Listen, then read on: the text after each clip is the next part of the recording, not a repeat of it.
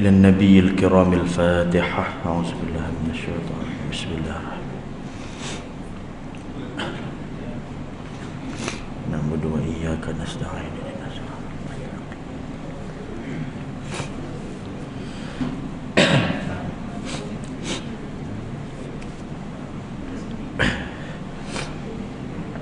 أعوذ بالله من الشيطان الرجيم. بسم الله الرحمن الرحيم.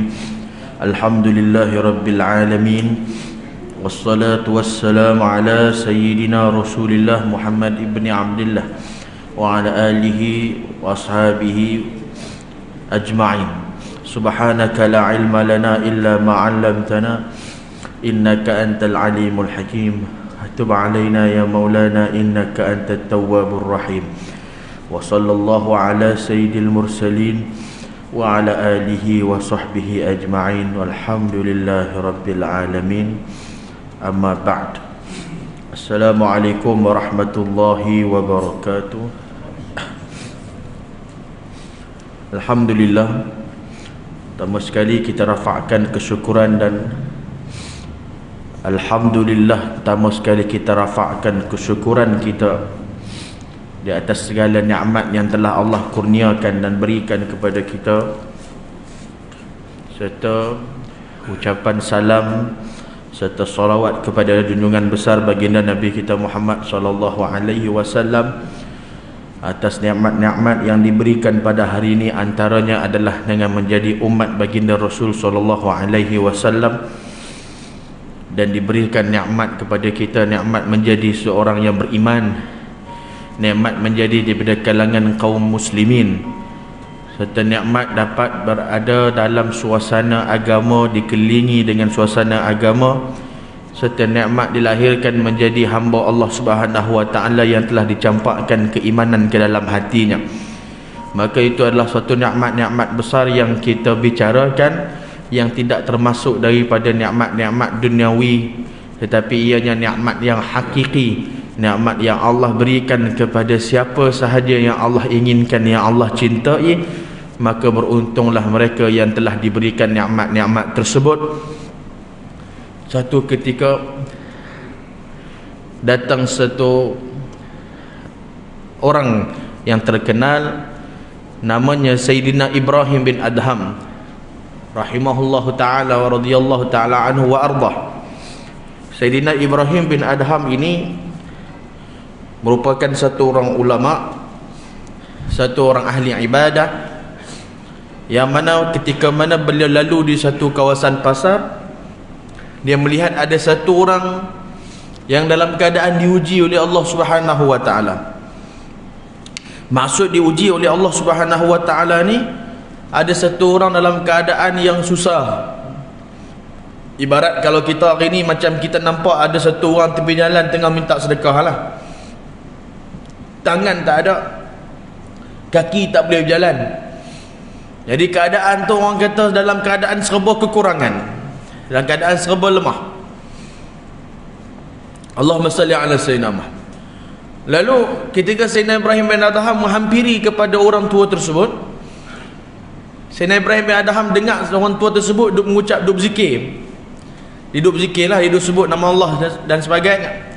Ketika makin dekat lagi, dengar orang tua tu angkat tangan, minta maaf, dengar orang tua tu berdoa lah. Dengar orang tua tu berdoa, dia kata apa? Alhamdulillah, segala puji bagi Allah yang telah memberikan nikmat yang luas ini kepada aku. Segala puji bagi Allah yang telah memberikan nikmat yang berlipat kali ganda ni pada aku.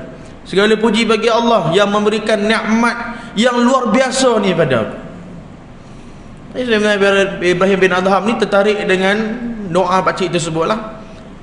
Sebab apa tertarik? Sebab macam mana yang dikatakan dapat nikmat luar biasa, nikmat yang orang kata besar, nikmat yang luas, sedangkan situasi keadaan pakcik tersebut dalam keadaan tangan tak ada, miskin pula, kaki pun tak boleh berjalan. Maksudnya dalam keadaan serba kekurangan. Ditanyakan pada Sayyidina Ibrahim bin Adham radhiyallahu anhu, tanya kepada beliau, tanya kepada pakcik tu, pakcik, minta maaf nak tanya sikit.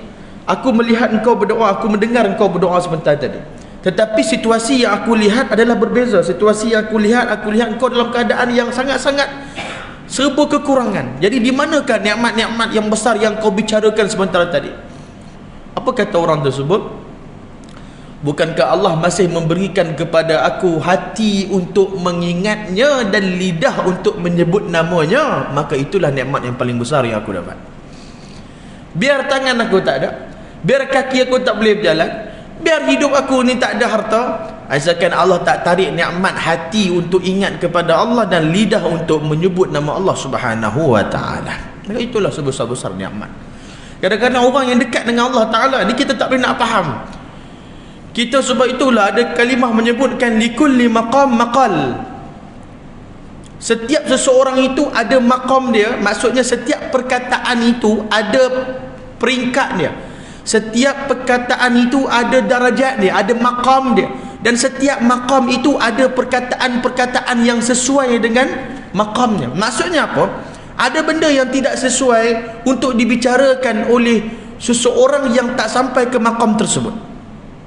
Benda tu dibicarakan oleh sebahagian ulama-ulama, sebahagian mereka yang dekat dengan Allah, tapi kita yang tak sampai ke peringkat dia, kita akan dapat tak faham. Tentang kenal Tok Kenali. Tok Kenali ni siapa tak kenal tak payah jadi orang Melayu lah, orang kata. Ulama besar Syekh Muhammad Yusuf Al-Kelantani Al-Kenali, satu orang ulama hebat di Kelantan satu ketika dulu. Tok Kenali ni, kalau dulu orang kata kalau Tok Wali Allah Ta'ala di tanah Melayu ni antaranya Tok Kenali. Tok Kenali ni bukan jalan-jalan orang. Subhanallahil azim. Sejarah hidup dia ni, daripada dia umur 17 tahun, mak dia jual semua barang-barang dalam rumah ni. Mak dia jual semua barang-barang dalam rumah nak hantar dia pergi mengaji di Mekah. Jadi bila jual barang-barang tu dapatlah duit berapa ringgit lah. Boleh jual barang-barang semua nak bagi jual ni. Masa ni hujung-hujung tahun 80, orang kata misalnya ala saya nak tahun 18 lah, tahun 18 90-an, tahun 18 70-an macam tu lah. Jadi bila mana nak hantar dia pergi mengaji, mak dia pesan kat dia, duit ni untuk pergi mengaji, duit ni guna untuk menuntut ilmu, jangan duk guna untuk mendalik. Jadi bila dia duduk di Mekah tu, duduk mengaji di Mekah, dulu lepas pergi Mekah lepas naik kapal, bukan naik kapal terbang macam kita satnya. Jadi masa nak pergi ke Mekah tu, dalam masa duit nak pergi Mekah tu ambil masa dalam berbulan-bulan. Masa berbulan-bulan tu Tok Kenali dah dapat dah berjaya mendidik anak-anak murid dah atas kapal tu. Maksudnya dalam atas kapal itu dia dah berjaya mentarbiah, mendidik dan mengajar sehingga melahirkan orang-orang yang orang kata mempunyai ilmu. Jangan cerita macam dah buka sekolah pula dekat atas kapal itu sementara nak sampai Mekah ni. Jadi bila dah sampai di Mekah, dia mengaji. Tok Kenali ni dia tak duduk dekat rumah-rumah ataupun dekat bilik sewa, dia tak duduk dekat tempat-tempat yang selesa. Dikatakan Tok Kenali hanya tidur di tempat di apa nama, kaki-kaki lima. Lalu orang tanya dengan dia, bukan mak bagi duit ke? Mak ada bagi duit sikit kan? Ada lagi simpan, ada. Kenapa tak guna buat beli makan ke, buat orang kata sewa bilik dan sebagainya? Tok Kenali kata, mak aku kata duit itu untuk mengaji, bukan untuk selesa aku. Mak aku kata untuk belajar. Jadi dia segala yang untuk ilmu nak beli kitab ke, yang tu je. Jadi alim Tok Kenali ni, subhanallah, alim dia dengan bicara lah, alim dia. Sampailah dia punya kealiman dia, satu hari dia ikut guru dia. Dia Tok Kenali dah sampai tahap ulama. Tok Kenali ni kiranya dah diiktiraf ulama dah masa tu. Bila dia ikut Tok Guru dia pergi Mesir, dia daripada Mekah pergi Mesir. Sampai di Mesir, Tok Guru dia ni ada berjumpa dengan ulama-ulama Mesir ketika itu. Ini boleh tengok dalam manaqib Tok Kenali lah, boleh tengok. Maksudnya sampai situ Tok Guru dia ni tengah ada perbincangan mesyuarat dengan ulama-ulama Mesir. Tok Kenali kata apa? Dalam kata-katanya yang masyhur, kata-katanya yang terkenal, aku sampai di situ, first aku dengar Tok Guru aku tengah bersembang dengan Tok Guru yang ada di Mesir tu. Mula-mula peringkat aku faham lagi. Masuk peringkat kedua aku dah mula pening sikit. Masuk peringkat yang seterusnya, haram apa aku tak faham. Dia bersembang apa? Tu tera Tok Kenali tu. Tera Tok Kenali yang alim dah. Dia tak faham Tok Guru dia sembang apa dengan Syekh Mesir tu. Subhanallah. Nak kata ilmu ni, kita dengan ulama dulu ni, pasal nak kata jauh beza. Kadang-kadang kita rasa kita tahu dah, lepas tu mengaji lah tak tahu lagi rupanya. Kita rasa kita tahu dah, mengaji tak tahu lagi rupanya. Dia macam tu lah ilmu. Subhanallah. Ilmu ini mengajar kita semakin dekat dengan Allah, maka semakin kita mengenal diri kita yang tiada apa-apa. Tuan-tuan yang dimuliakan Allah Subhanahu Wa Taala. Jadi Tok Kenali bila balik mai ke Malaysia, balik mai ke Kelantan, dia mengajak, Tok Kenali mengajak kerabat dia raja. Jadi bila mengajak kerabat dia raja ni, orang kata ni segala apa kelebihan ni Allah bagi kat dia lah. Maksudnya dia ada orang kata special lah, istimewa lah di negeri Kelantan masa tu. Sebab dia mengajak kerabat dia raja. Tapi Tok Kenali ni, dia sepanjang hidup dia, di masa akhir hayat dia tak pakai kasut. Dia tak pakai kasut, dia tak pakai selipar. Kasut tak pakai, selipar tak pakai. Pasal dia tawaduk, dia rendah diri. Dia pakai, dia jalan kaki tu memang orang nampak selalu Tok Kenali kalau jalan kaki kat kampung tu, dia tak pakai kasut. Kalau zaman law ni orang nilai ulama daripada pakaian dia. Tengok saban besar sikit, alim bah. Besar saban dia. Tengok tasbih panjang sikit, oh pasal ni alim ni. Pasal sabat, pasal tasbih dia besar. Tengok mai pakai kepiah, mai pakai baju Melayu tu ke ni ada ilmu sungguh ke. La punya zaman. Jadi kalau kita ni minta maaf cakap kira silap orang hari ni kalau tengok zaman Tok Kenali tu, pasal dia buat tak tahu apa Tok Kenali tu. Sebab Tok Kenali kasut betul pakai. Selipar lah ya. Kami orang utara kasut, selipar semua sama. Dia selipar pun selipar, kasut ya. Jadi dia tengok kasut tak pakai. Tok Kenali sampailah akhir hayat dia tu, Allah uji dia, penyakit dia ada kaki dia tu, dia kena macam orang kata macam satu penyakit macam kulit lah, macam penyakit kulit. Allah uji dengan dia sampai dia punya kaki tu besar berulat, sampai terluka tu sampai berulat. Tok Kenali punya hebat tuan-tuan. Masa tu mai satu orang jumpa dengan dia, nama dia Syekh Tok Kenali, nama dia Syekh Muhammad Yusuf. Orang jumpa dengan dia, Tok Kenali, orang apa kat dia, Tok Kenali ni ada satu orang dekat Terengganu sana, ada satu orang ulama hebat ulama ni, tak pernah pergi Mesir, tak pernah pergi Yaman, tak pernah pergi Mekah, ngaji dekat Malaysia ni, ngaji kat Nusantara ni, tapi alim. Tok Kenali kita siapa nama dia Tuan Guru Haji Abdul Rahman Limbung. Tok Kenali kata sungguh kat mana? Dekat Terengganu. Tok Kenali daripada Kelantan pi Terengganu ikut jalan hutan, jalan kaki pergi ke Terengganu, jumpa dengan Tuan Guru Syekh Abdul Rahman Limbung ni, semata-mata nak bersalam, nak cium tangan dia, betul balik ke Kelantan semula. Tu nak kata ulama dulu punya adab dan hormat dia kepada ulama-ulama yang ada di sekitar situ.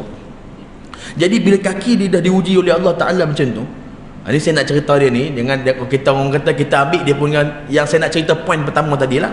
Bila kaki dia bulat, satu hari Tok Kenali bawa anak-anak murid dia pergi mandi sungai. Bila pergi mandi sungai tu, sampai kat tepi sungai tu, Tok Kenali ni dia bawa satu tempurung tu, dia ambil kaki dia tu, dia cabut ulat tu satu dia cabut. Lepas tu dia letak tepi, kemudian dia pun masuk dalam sungai tu dan bersihkan mandi lah, maksudnya mandi. Anak murid dia tengok macam mana? Faham lah Sallallahu Alaihi Wasallam Muhammad. Lepas tu dia habis mandi apa semua, dia naik atas, dia ambil ulat tu, dibuh balik kat kaki dia. Ulat tu.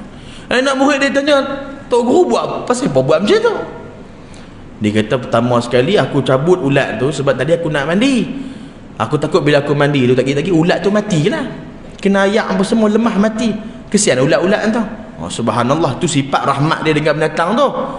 Tak apalah, lepas Tok Guru mandi, pergi buh balik kat kaki tu pasal apa? Aku buh balik kat mana tempat Allah letak dia. Ni kalau kita bicara benda ni di sisi tahap pengetahuan kita akan bicara benda yang negatif, benda yang berlawanan. Saya nak terangkan balik. Sebab bila kita faham macam tu, bila bukankah benda tu benda yang ialah menyakitkan, kenapa dia cari penyakit, kita nampak macam tu. Dia tak sesuai dengan kita punya pemahaman, kerana beliau itu berada di satu peringkat yang mana peringkat kita tak mungkin faham apa yang dia buat kerana peringkat yang berbeza. Itu baru Tok Kenali punya kisah. Kita tak tengok lagi kisah Sayyidatina Rabi'ah Adawiyah. Tuan-tuan kalau tengok kisah-kisah Sayyidatina Rabi'atul Adawiyah ni, lagilah buat kita rasa macam apa benda ni sebenarnya yang berlaku. Sebab apa? Sebab tahap keimanan yang berbeza, tahap seseorang itu makin dekat dengan Allah, kita tak akan faham situasi dia, tak akan faham perkataan dia, melainkan kita kena renung dari sudut hakikat di sebalik perkataan tersebut. Sayyidatina Rabi'atul Adawiyah, satu orang perempuan, satu orang wali min awliya illahi salihin, daripada kalangan wanita. Sayyidatina Rabi'ah Adawiyah. Sayyidatina Rabi'ah Adawiyah ni hidup sezaman dengan Imam Hasan Al-Basri rahimahullah ta'ala. Satu hari dia pernah berdoa. Dia berdoa, ya Allah, jikalau aku ini beramal untuk masuk syurga, masukkan aku dalam neraka ni. Kalau aku beramal sebab takutkan neraka, sebab aku dalam neraka ni. Orang kat tepi tu tengok ni, apa ni? Doa pelik sangat ni. Nabi pun doa nak masuk syurga. Nabi pun doa hindar daripada neraka. Allahumma inna nas'aluka ridhaka wal jannah wa na'udzubika min sakhatika wan nar. Ni doa apa macam ni? Rabi'ah Adawiyah doa, ya Allah, kalau aku doa sebab nak syurga, jangan bagi masuk. Kalau aku beribadat, aku semayang sebab takutkan neraka, masukkan aku dalam neraka. Orang tanya dia, apa pelik sangat? Tak mau masuk syurga ke? Dia kata aku nak masuk syurga. Habis tu kenapa doa macam tu? Doa apa yang salahnya? Jadi bicara balik, dibahas balik doa Sayyidatina Rabi'ah Adawiyah. Dia kata, aku berdoa, ya Allah, sekiranya aku beribadah menyembah engkau kerana nak masuk syurga, jangan bagi aku masuk syurga. Kalau kerana takutkan neraka, masukkan aku neraka. Maksud Sayyidatina Rabi'ah Adawiyah tu, dia minta kepada Allah, jadikan dia orang yang sembahyang ataupun orang yang menyembah Allah bukan kerana syurga, bukan kerana neraka, tapi kerana Allah semata-mata. Sebab apa? Kata Rabi'ah Adawiyah, jikalau kita ini sembah Allah kerana syurga, kerana neraka, saya tak habis lagi kerana syurga atau kerana neraka, bermakna kalau syurga dengan neraka tak ada, maksudnya tak payah sembah Allah Ta'ala. Macam tu maksud kita. Dia macam tu bahas dia. Habis tu kita semayang selama ni pun nak masuk syurga, tak boleh, takkan berdosa. Situ ulama tasawuf, antaranya Imam Ghazali dalam kitab Minhajul Abidin bahaskan peringkat-peringkat dia. Peringkat dia macam mana? Peringkat dia, ada orang yang beramal iman tak ni? Dia beriman. Dia beramal sebab apa? Sebab dia takutkan neraka. Jadi ni peringkat yang pertama. Orang kata peringkat yang bawah sikit lah. Siapa semayang ni? Semayang, tak semayang masuk neraka seksa ni, kena seksa ni. Okey lah, dia sebab takut, iman juga tu, tapi level dia bawah sikit. Ada orang naik atas sikit, level dia naik ke peringkat atas sikit. Pasal apa hang semayang? Pasal apa hang sembah Allah? Sebab nak masuk syurga, seronok nikmat syurga tu. Dia naik atas sikit peringkat. Dia ada peringkat yang atas, peringkat asyiqin. Kenapa engkau sembah Allah Subhanahu wa ta'ala? Sebab aku rindukan Allah Subhanahu wa ta'ala. Kenapa engkau sembah Allah Subhanahu wa ta'ala? Sebab aku hamba Allah Subhanahu wa ta'ala. Sebab kenapa kau sembah Allah Subhanahu wa ta'ala? Memang tugas aku. Aku semayang, aku sembah Allah tu memang tugas aku dah. Memang aku punya tanggungjawab dah. Jadi jawapan berbeza. Cuma yang mengetahui hakikat dia Allah Ta'ala lah. Kita boleh sebut, mulut boleh cerita, mulut orang tanya, pasal apa hang semayang? Sesungguhnya aku merindui Allah. Dia sembang boleh lah, sebut hakikat dia Allah je tahu. Kan betul ke tak betul? Baik tuan-tuan yang dimuliakan Allah Subhanahu wa ta'ala. Jadi kalam mereka itu kadang-kadang samalah seperti mana yang kita kisahkan pada awal tadi, Sayyidina Ibrahim bin Adham. Kalam mereka itu yang menyebabkan kita susah nak faham. Kalam mereka itu yang menyebabkan kita rasa macam kalam mereka itu dipandang dari sudut hakikatnya. Sebab itulah Sayyidatina Rabi'ah Adawiyah tak menikah.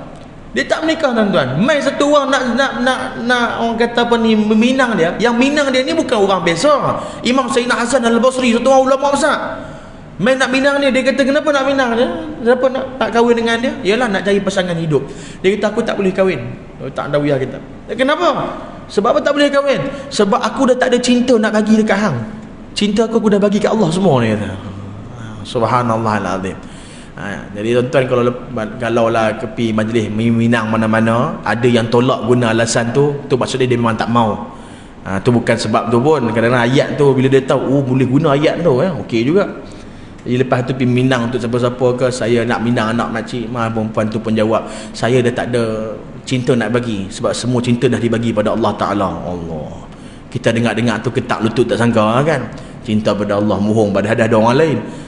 Kan? Jadi tuan-tuan yang dimuliakan Allah Subhanahu wa ta'ala, maka sebab itulah kita bersyukur dengan nikmat-nikmat yang Allah berikan tersebut, kerana kita masalli ala sayyidina Muhammad, bukannya kita tidak mengetahui, kita kadang-kadang dalam keadaan lalai sampai kita tak sedar yang kita berada dalam nikmat tersebut.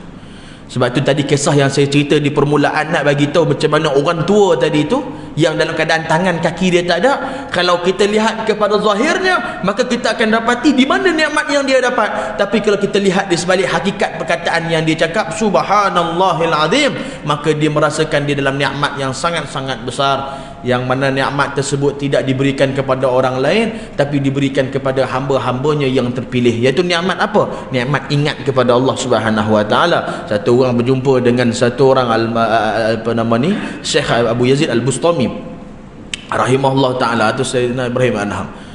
Jumpa dengan beliau, bertanyakan, wahai Syekh, aku ni buat dosa, aku ni buat maksiat pada Allah taala, tapi aku tengok aku tak kena azab apa-apa pun. Aku buat dosa, aku buat maksiat, tapi tak kena azab apa-apa pun, tak ada pun aku kena bala tindakan apa-apa. Hari ni bercakap macam ni pemahaman liberal. Hari ni ada tak orang bercakap macam ni? Ada. Apa pula tak ada? Ada orang mencabar Allah dengan kalam-kalam seperti ini. Ada orang sebelum ni yang buat kemungkaran di negara kita, di bumi Malaysia, buat kemungkaran sampai kemungkaran dia itu mudaratnya, kemungkaran yang apa yang dibuat itu sampai membawa-bawa sampai dia pergi ke Mekah membuat kemungkaran lagi. Tuan-tuan tahu tak saya sebut pasal siapa ni? Dia bawa kemungkaran daripada Malaysia ni sampai pergi ke Mekah buat kemungkaran lagi. Lepas tu dah lari pergi duduk kat negara lain, boleh pula dia keluar statement mencabar Allah Subhanahu wa taala. Dia kata apa, tuan-tuan? Dia kata, saya duduk dekat Malaysia dulu, hampa kata bala turun sebab aku. Ni aku duduk kat luar negara pun turun lagi banjir, dia kata. Aku duduk kat luar negara pun banjir juga tempat hampa. Ni orang mencabar Allah Subhanahu wa taala. Dia lupa siapa pemilik bumi yang dia duduk. Dia lupa siapa pemilik langit yang dia berada di bawahnya. Dalam sekelip mata Allah boleh hancurkan mereka-mereka yang seperti ini. Kalam-kalam mencabar Allah ini akhirnya timbul daripada puak-puak yang mana terpengaruh dengan pemahaman liberalisme. Tuan-tuan yang dimuliakan Allah Subhanahu wa taala, kita hari ini disibukkan dengan banyak isu-isu, disibukkan dengan banyak benda-benda yang Nabi SAW sebut 1400 tahun lebih lah. Nabi sebut dalam hadis yang kita ni setiap tahun dah ada orang baca hadis tu. Kita pun dah baca hadis tu, tapi kita kadang-kadang terlalai lagi. Apa kata Nabi SAW? Kata baginda Rasul SAW, iaitu dzalika syahrun yaghfulun nas anhu baina Rajab wa Ramadan. Kata Nabi, ada satu bulan yang mana ramai manusia ni lalai dalam bulan tersebut. Baina Rajab wa Ramadan, antara bulan Rajab dan Ramadan. Wa huwa syahrun turfa'u fihi al-a'mal ila rabbil alamin fa ahibbu an yarfa'u 'amali wa ana sha'im. Kata Nabi, itu bulan yang mana Allah angkat amalan-amalannya. Allah angkat amalan-amalan manusia kepada Allah, diangkat amalan manusia kepada Allah. Maka Nabi mengatakan, aku suka sekiranya amal aku diangkat ketika aku sedang berpuasa. Bulan apa? Bulan Rajab. Minta maaf, bulan Syaban. Ramai manusia melalaikan bulan tersebut dengan isu-isu yang berlaku, dengan perkara-perkara yang berlaku. Yalah, bukan tak perlu ambil tahu pun, bukannya maksudnya tak boleh ambil tahu, tapi jangan sampai terlalai dengan keagungan bulan yang akan datang, iaitu Ramadan. Kita dah lah sibuk dengan hari-hari duk tunggu berita, duk baca apa cerita Ukraine Rusia. Kan, salli ala sayyidina Muhammad. Masuk saya pun kan buang masa banyaklah. Yalah, memanglah benda tu benda orang kata maklumat, info yang perlu kita ambil tahu untuk kita cek dan sebagainya. Untuk utamanya orang yang main saham lah, main pelaburan apa semua, dia pun cebok lah baca benda-benda tu, sebab dia pun nak kena tahu tentang ekonomi dunia dan sebagainya.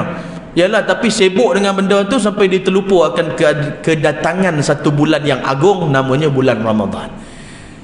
Dan yang lebih menyedihkan, ada yang terlalu sibuk dengan kedatangan, minta maaf, bukan selalu sibuk lah, dia terlalu, orang kata, fokus dia kepada kedatangan bulan Ramadan yang akan datang ni, sampai dia terlupa tentang keagungan bulan yang dia sedang duduk, iaitu bulan Syaban.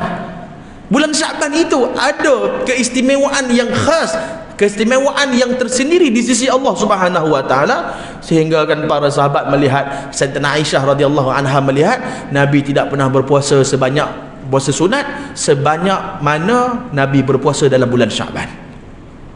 Itu bulan Syaban. Nanti malam ni 10 Syaban semua tu, yalah, yang itu panjanglah cerita lain lah. Nanti timbullah isu tu. Dia ada satu kelompok manusia dalam bumi ni, di akhir zaman ni, kerja dia setiap kali masuk bulan dia ada isu yang mereka akan bahaskan. Benda yang dibahaskan oleh ulama dah beratus tahun lepas dah. Dia start daripada Muharram lagi. Dia start daripada Muharram tu. Masuk Muharram je, okey baik, ni boleh tak boleh, ni baca doa awal tahun akhir tahun ni benda Nabi buat ke tak buat ni, dia bahas benda tu, dia bahas. Akhirnya berkeli, hak sini hentam sini. Masuk pula bulan Muharram, lepas Muharram Safar, masuk bulan Safar tak banyak isu sangat lah, sebab itu ada badi Safar semua, tak apalah. Masuk pula Rabiul Awal, okey baik, kita cerita pula pasal Maulid Nabi ni, boleh tak boleh ni, betul tak betul Maulid Nabi.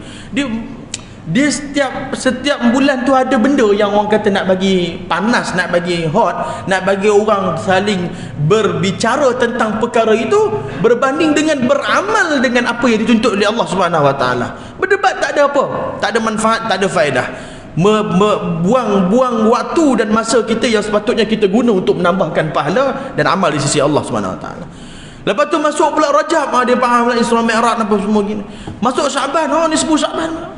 Masuk Ramadan, 8 ke 20 ni boleh tak boleh?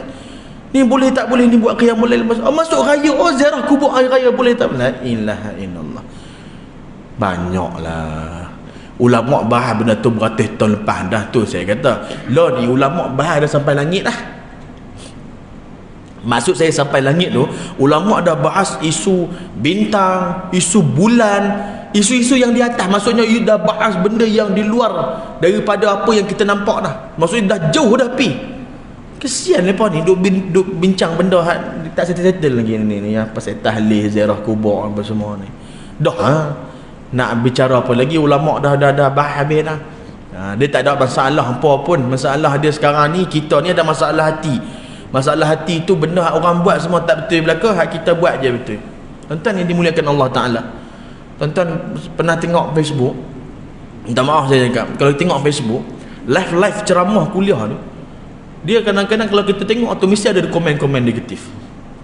Ada setengah tu komen negatif. Lagi-lagi ustaz yang ni sikit lah, kan, yang kontroversi ke apa, yang cakap kasar ke apa, mesti kat bawah tu mesti ada. Saya pernah baca komen-komen tu, pernah baca Salih ala Sayyidina Muhammad. Jadi kadang-kadang mula-mula kita ada rasa down juga. Tapi bila lama-lama kita fikir balik, orang-orang yang maksudnya yang komen negatif apa yang ustaz tu cakap dan sebagainya, ustaz tu bila pergi mengajak dekat surau atau masjid yang jemput dia tu, orang yang dalam majlis surau tu tak ada masalah apa pun. Maksudnya boleh terima dengan pembawaan ustaz tersebut. Faham maksud saya ya? Tapi yang komen ni biasanya yang tak main. Yang komen negatif tu biasanya yang tak main. Yang biasa dia tak main, dia memang kerja tengok kat rumah aja, dia kritik. Kasar lah ustaz tu. Ustaz tu bahasa dia. Ustaz jaga sikit lah. La ilaha illallah. Tuan-tuan tak tahu ya? Tuan-tuan tak percaya, tuan-tuan boleh tengok lah live surau tuan-tuan, surau kita ni pun ada. Nabi ala Sayyidina Muhammad. Tuan-tuan cari tajuk ikan paus tu. Tuan-tuan tengok tajuk ikan paus tu, tuan-tuan tahulah komen, baca komen. Saya baca komen tu, subhanallah, sallallahu alaihi wasallam Muhammad, ada kritikan pedas. Tapi ustaz tu main tempat kita, orang kita kat sini, jemaah kita tak ada masalah pun, terima je. Tu kata kadang-kadang ni komen-komen apa semua ni kita kena abaikan jugalah.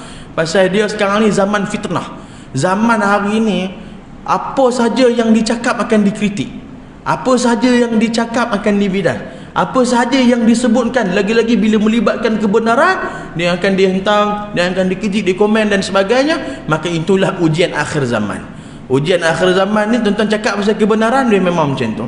Tapi kita pun berhati-hati jugalah. Yang bercakap pun kena berhati-hati juga. Jangan bercakap benda yang sampai menimbulkan fitnah. Kalau kat situ timbul fitnah, salah kita. Kita jangan buka ruang fitnah bila kita bercakap. Tuan-tuan yang dimuliakan Allah Subhanahu Wa Taala.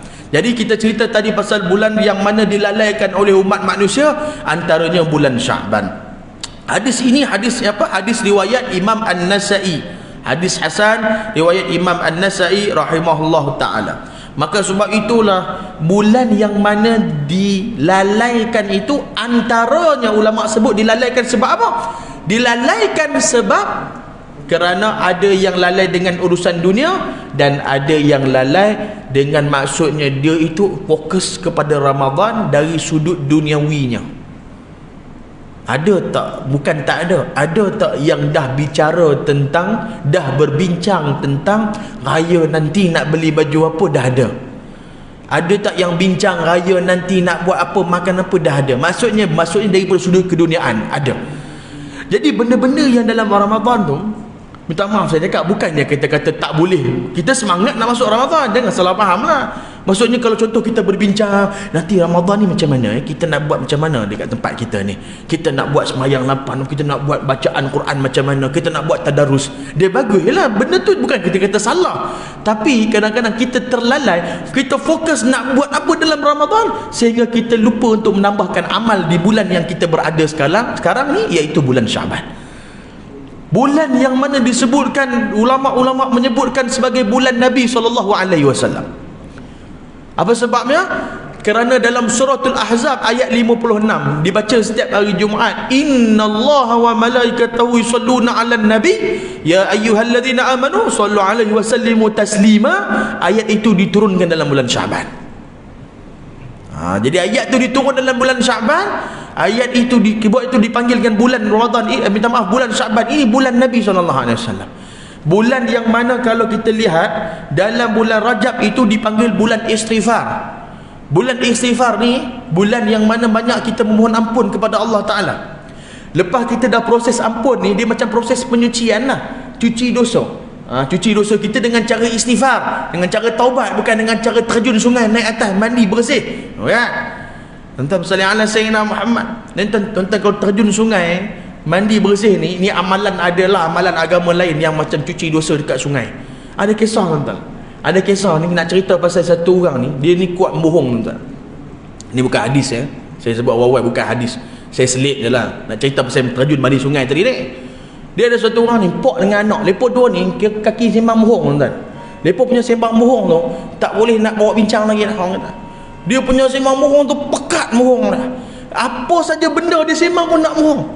Dia kalau tuan-tuan sallallahu alaihi wasallam, Habib Jamal bin Agil hafizahullah taala disebut apa dalam ceramah dia pernah jumpa dengan pencuri bertaubat, dia pernah jumpa dengan perompak bertaubat, dia pernah jumpa dengan kaki minum arak bertaubat, dia pernah jumpa dengan orang minum judi, orang main judi bertaubat, dia pernah jumpa dengan pembunuh yang bertaubat.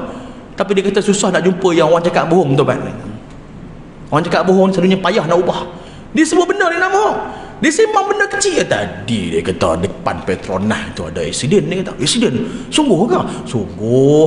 Apa aksiden apa? Dia kata motor, ada motor EFI dengan high ace. Dia kata oh tu teruk ke?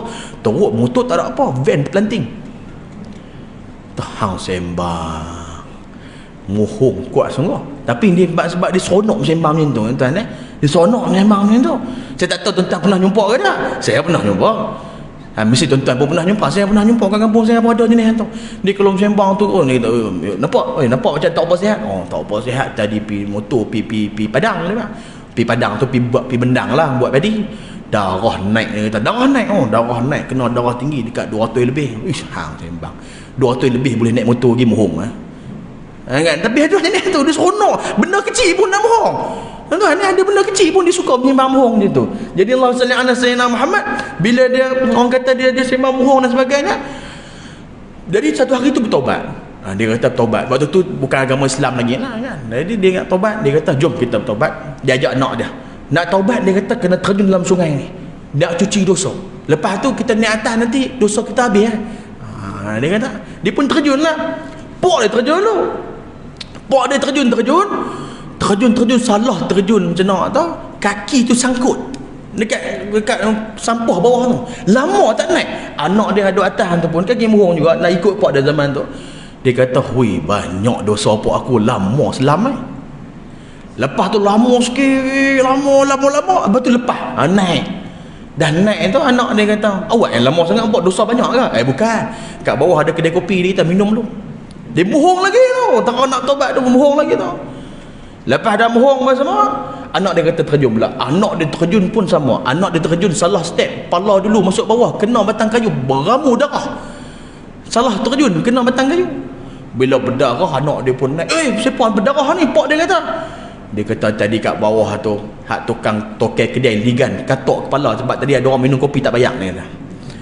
Dua-dua tu dia kata muhur. Nak cerita orang muhur ni payah nak berubah tuan-tuan. Nak cerita hak payah nak berubah tu. Jangan tanya saya pula ini hadis apa hasan ke sahih. Ni bukan hadis, ni kita cerita selit ya. Nah, tuan-tuan yang dimuliakan Allah Subhanahu wa taala. Jadi kita nak bagi tahu tuan-tuan yang dimuliakan Allah Subhanahu wa taala, kita dijadikan bulan Syaban ini bulan untuk kita bulan Rajab untuk istighfar, untuk cuci bersihkan dengan taubat dan sebagainya. Lepas tu masuk kepada Syaban dipanggil bulan solawat untuk diisi dengan selawat, maksudnya isi dengan amalan-amalan baik. Misalnya ala Sayyidina Muhammad, dia macam itulah maksudnya. Tuan-tuan jumpa satu kereta buruk, nak bagi baik ni, nak guna nanti bulan Ramadan, first dia masa Rajab tu tuan-tuan bersih dulu, bersih, tonyoh, tenyeh, gentir apa semua, bagi betul-betul elok, nampak kilat. Lepas tu masuk Syaban tu isi minyak hitam dia, minyak brake dia, minyak gear dia, minyak steering dia, bersihkan dalam-dalam dia, isi apa semua. Nanti Ramadan tu kita bawa smooth saja. Jadi kita punya kaedah Ramadan ni, biar kita masuk Ramadan tu mudah ibadat. Tapi bila mana Isra' tak ada persediaan, Syaban tak ada persediaan, bila dia masuk Ramadan, maka dia akan merasakan satu bebanan yang berat untuk dia melakukan ibadah. Kata Imam Al-Ghazali, inna min thiqatil amal li kathratil ma'asi. Kata Imam Al-Ghazali, sesungguhnya beratnya seseorang nak melakukan ibadat kerana bebanan dosa yang banyak di atas bahu dia. Jadi bila nak buat tu rasa payah. Di semangat Ramadan pun, hari pertama Ramadan, mai hari kedua ni makin lemah, mai hari ketiga makin lemah, hari ke-29 terus tak ada. Bukan kita kata ke orang mesti macam tu, tapi nak kata sebab apa jadi macam tu? Sebab dia masuk Ramadan dia bawa bebanan. Sebab tu kita ni nak masuk Ramadan tu istighfar, kita bertaubat sebelum masuk Ramadan. Dia bukan bayangkan masuk Ramadan cuci dosa dalam Ramadan, tak. Sopo kita pergi Mekah pun, pergi umrah ke pergi haji pun, kita ni minta ampun dengan orang sebelum pergi sana, bersihkan dosa sebelum pergi sana. Jadi bila sampai sana nak buat ibadat tu senang. Ni dia ingat macam sampai sana nanti bertaubat kat sana, nanti sampai sana bersih dosa. Tu yang bila pergi sana selesai umrah wajib, habis baki dia pergi sana, sampai sana selesaikan umrah wajib, dah selesai cukup balik rumah, balik hotel, mandi apa semua, baki yang ada tu dia buat apa? Suk Jafariyah. Baki yang ada tu tidur kat hotel. Sallallahu alaihi wasallam Muhammad. Ni bukan saya cerita pun. Jadi saya cerita ni orang kata berdasarkan pengalaman. Saya bawa jemaah umrah tahun 2018, 2017 sekali, 2018. Saya bawa jemaah umrah macam tu.